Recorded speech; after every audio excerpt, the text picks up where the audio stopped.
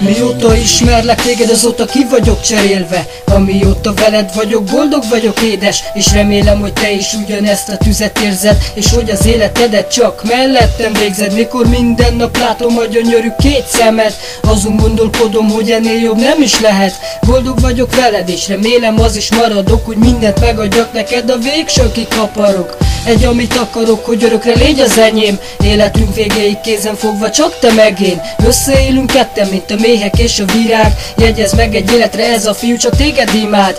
Imádlak édes, szeretlek téged, szeretni foglak, amíg csak élek. Veled érzem jól magam, igazán boldogan, nélküled, hogy éljek boldogan. Mondd, hogyan te és én meg te, egymásnak lettünk teremtve. Szeretlek, szeretlek, el soha nem engedlek. Te és én meg te, egymásnak lettünk teremtve. Szeretlek, szeretlek, el soha nem engedlek. Nem engedlek el téged, akármin is múlik. Azt mondják, a szerelem előbb-utóbb elmúlik, de tudom, hogy a miénk nem, mert imádjuk egymást. Ha veszekedtünk is, a végén szétcsakoltuk egymást, de most beborult az ég és viharos lett a kapcsolat. Lassan 2 napja van, hogy nem hallhatom a hangodat. Nem értem, hogy mire föl kapom én ezt tőled. A szívemet most ezzel szilánkokra törted, de ettől én még szeretlek, ilyen könnyen nem engedlek. Mert te vagy a mindenem, hidd el nekem, hogy szeretlek. Tegyünk érte kincsem, hogy ne így legyen vége,